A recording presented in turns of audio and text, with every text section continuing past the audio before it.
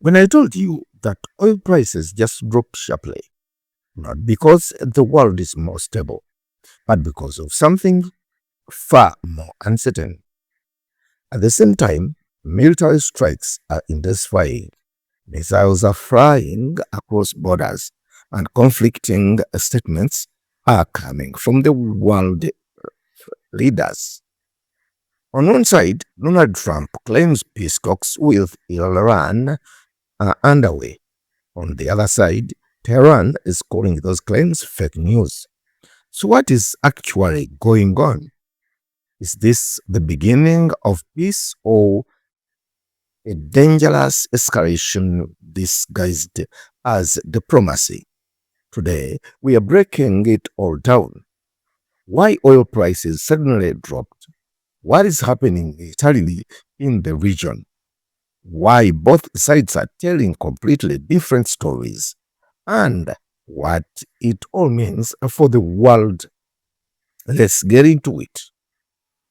Let's start with the most surprising development.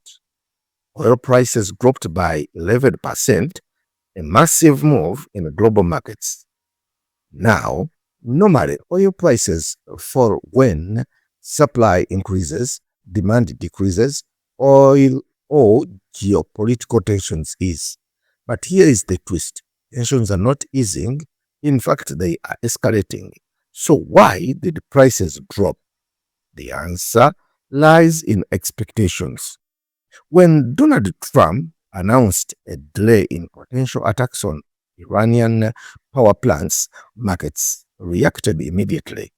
Investors interpreted this as a possible de escalation or at least a pause in conflict. And in global markets, him even a hint of stability can send prices down. But here is the problem. That interpretation that interpretation might be completely wrong because while markets reacted to words, events on the ground tell a very different story. Despite talks of delays and diplomacy, military actions continuing and even intensifying. According to United States Central Command, US forces are still actually striking targets. Not only that, Iranian missiles and drones have reportedly targeted multiple Gulf countries, including Bahrain, Saudi Arabia, Kuwait. This is critical because it means the conflict is no longer contained, it is spreading regionally.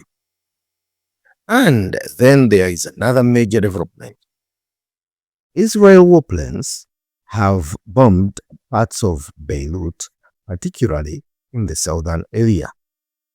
According to officials in Lebanon, the human toll is rising rapidly with thousands affected. So let's pause for a second. On the one hand, talk of peace, delays in talks, falling oil prices.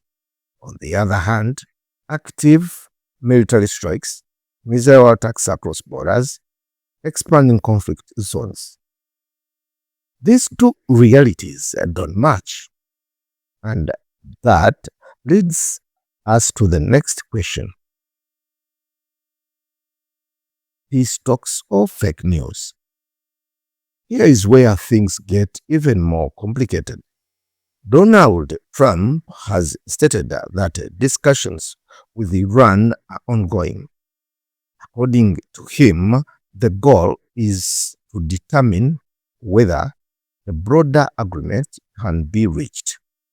He even suggested Iran wants to settle, Iran wants peace. But Iran is telling a completely different story. Officials in Tehran have a flat out denied that any talks are happening. In fact, they've gone further, calling the claims fake news, a tactic to manipulate financial and oil markets.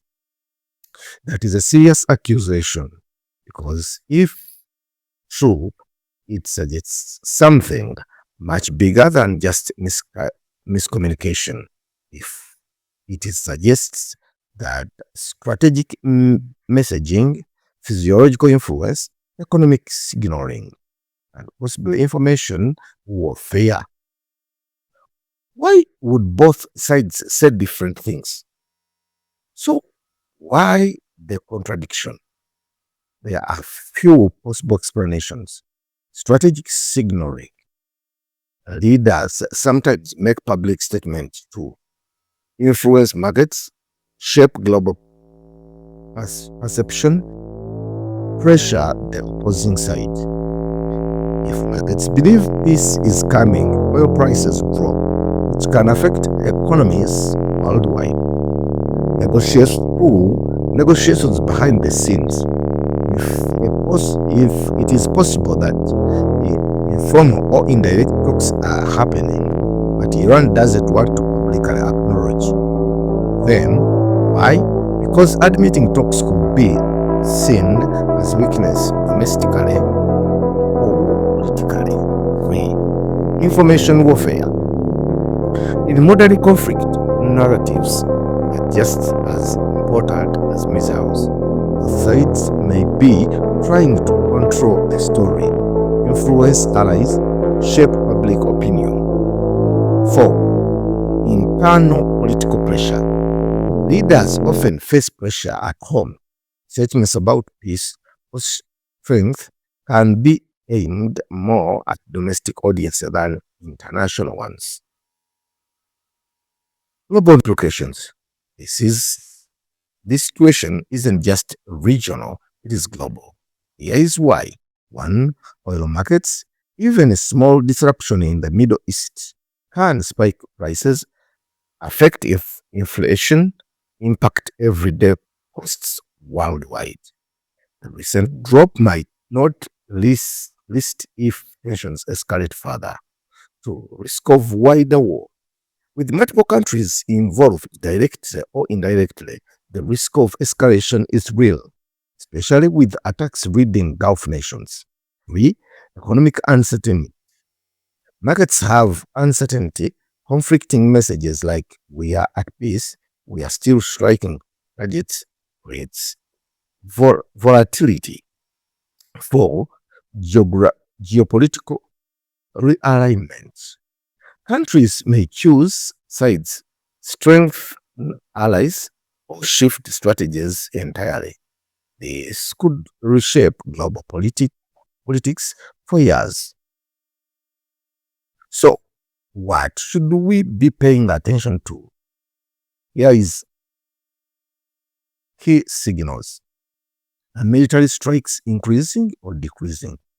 Do oil prices stabilize or spike again? Do any official negotiations get confirmed? Are more countries pulled into the conflict? This will tell us whether we are heading towards de-escalation or a much larger crisis. Right now, the world is watching a situation where world is suggest peace, actions suggest conflict, and somewhere in between lies the truth. Whether this turns into a breakthrough moment or a major escalation depends on what happens next. But one thing is clear, this isn't just about one region. It's about global stability, energy markets, and the balance of power. If you found this breakthrough helpful, make sure to like the video, subscribe, and stay informed because this story is far from over and will be found it.